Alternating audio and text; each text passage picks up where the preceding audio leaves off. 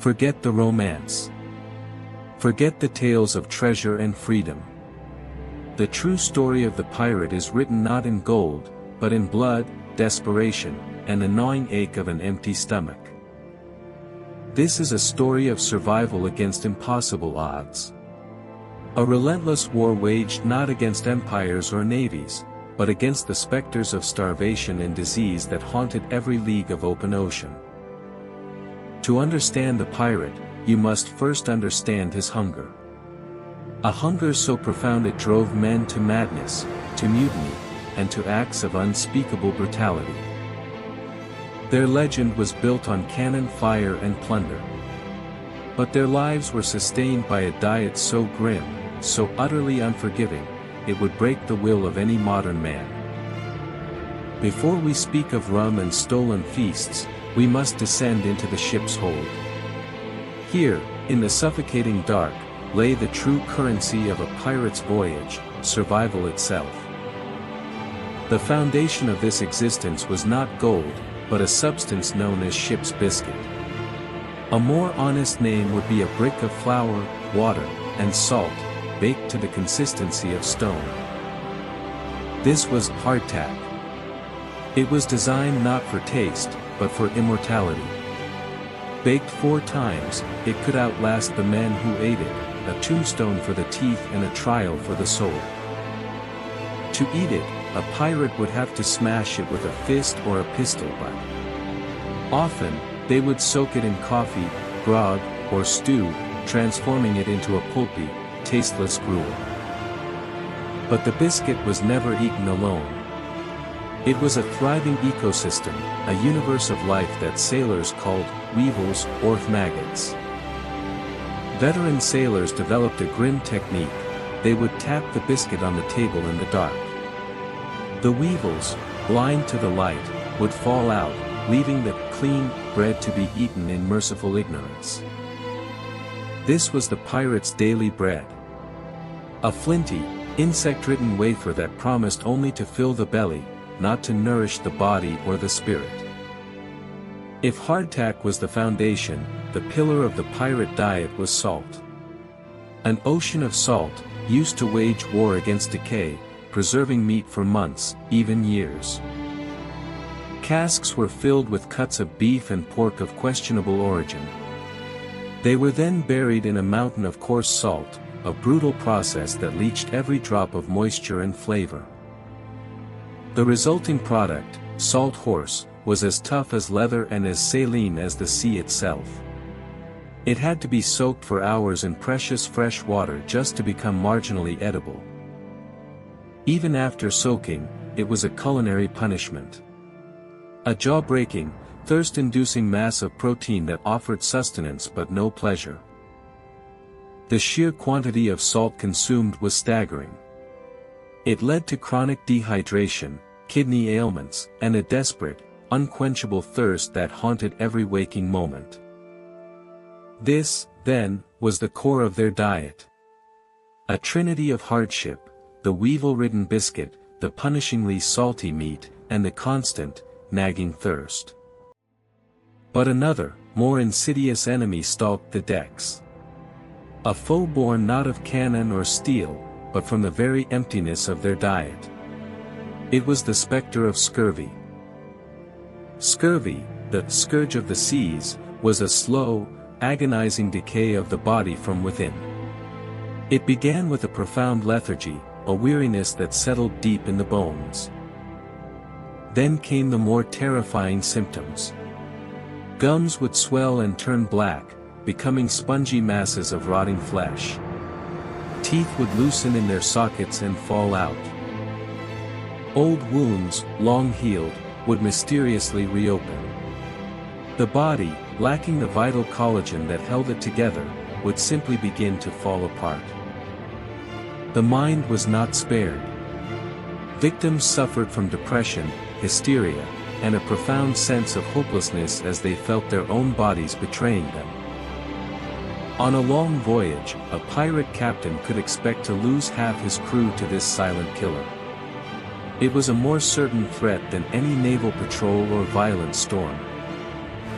They had no understanding of vitamin C. They blamed foul air, bad water, or divine punishment for a disease that was simply a consequence of their barren diet. Scurvy was the dark heart of the pirate experience. A constant reminder that for all their ferocity, they were fragile beings, utterly dependent on the land they had forsaken. Yet, pirates were masters of opportunity.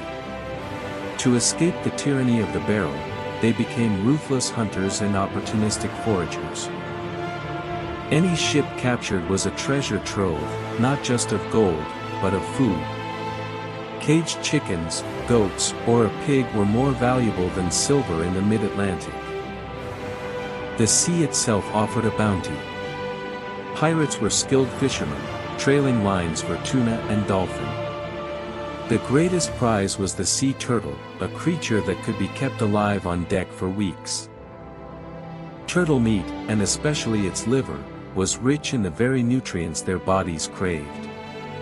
Calapash and calipi, the green fat of the turtle, became a celebrated delicacy. When they made landfall, they transformed into hunters. Wild pigs, goats left by previous sailors, and exotic birds were all stalked through the jungle terrain. They gathered anything edible, coconuts, bananas, pineapples, and other strange fruits. These brief infusions of freshness were a miracle, capable of reversing the early stages of scurvy. The most ruthless foraging was plundering. A raid on a coastal town or plantation was not just about riches, it was a desperate quest for fresh bread, vegetables, and livestock. These were the moments of feasting. Wild, gluttonous affairs where the crew would gorge themselves on roasted meat and fresh fruit, a brief, glorious reprieve from the hardship of the sea. But these moments were fleeting. The captured livestock would be consumed, the fruit would rot, and soon they would be cast back onto the mercy of the barrel and the biscuit.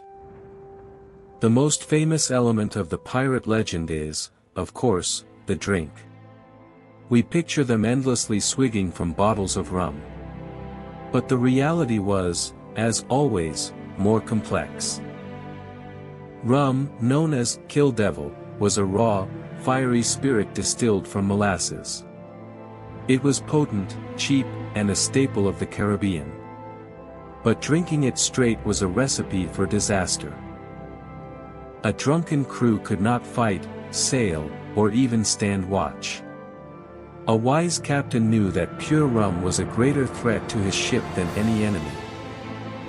The solution was born of pragmatism, not pleasure. It was the invention of a British admiral named Edward Vernon, whose nickname, Old Grog, would become legendary. The daily rum ration was to be mixed with water. This new concoction, grog, was despised at first, but its genius soon became clear. Grog hydrated the men while providing the comfort of alcohol. Crucially, it was not strong enough to cause debilitating drunkenness, ensuring the crew remained functional. Later, lime or lemon juice was added to the mixture. This was done to improve the foul taste of the ship's water, but it had an unintended, miraculous side effect.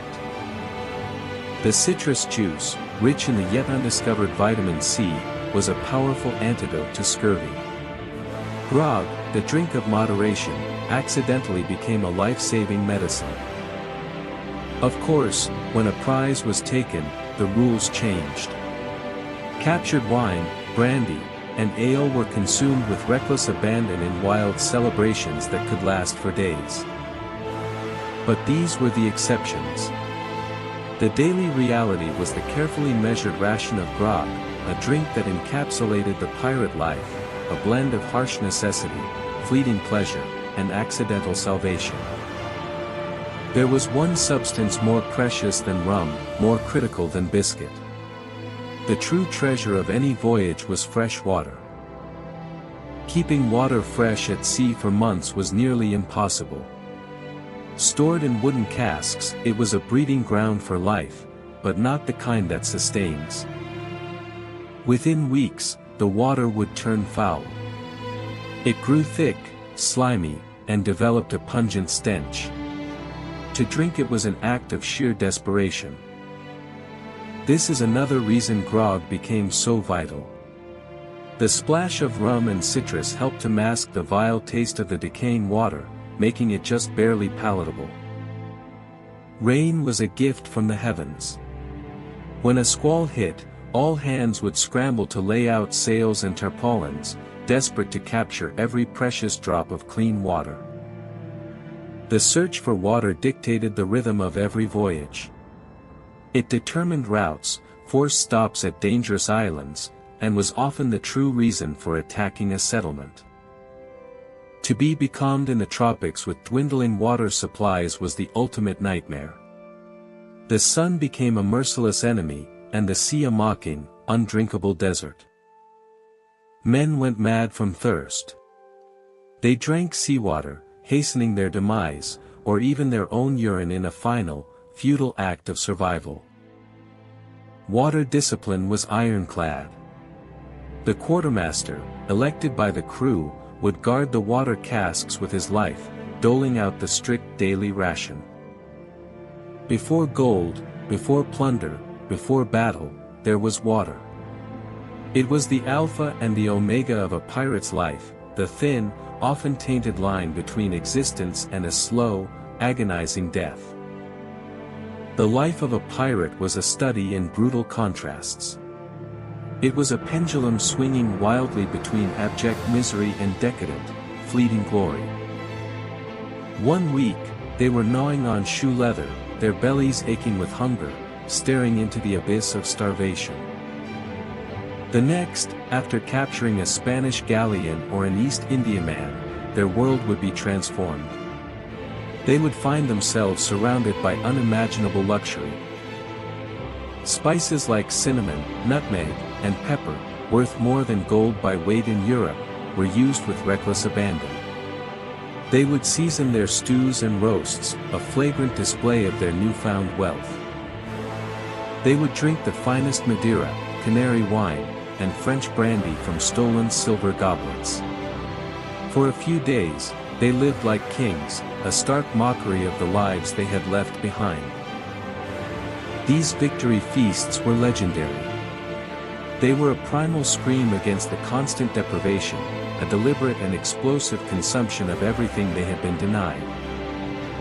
They would eat until they were sick, drink until they passed out. It was not just about sustenance, it was an act of defiance, a way of feeling truly alive in a life defined by death. But the wine would run out. The fresh meat would be eaten. And the specter of the salt pork barrel and the weevil-ridden biscuit would always be waiting. This cycle of feast and famine defined the pirate's psychology.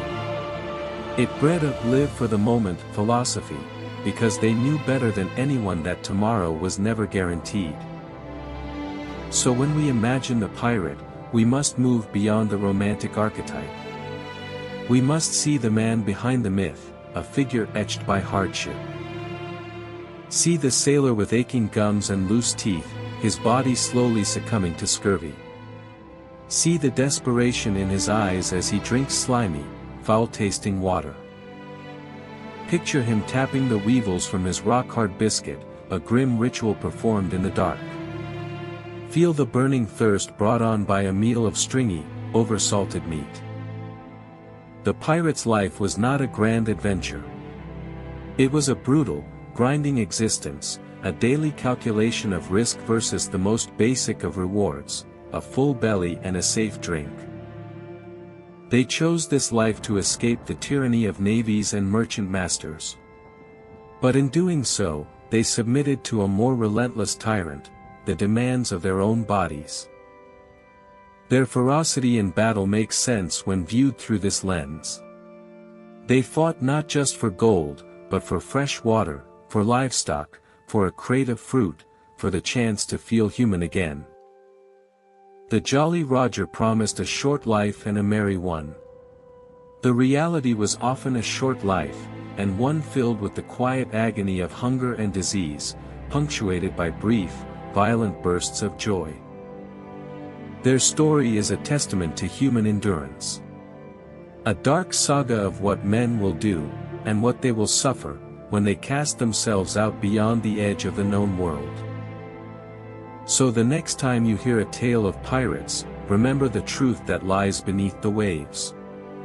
Remember the biscuit, the grog, and the relentless, gnawing hunger that drove them to glory, and to their graves.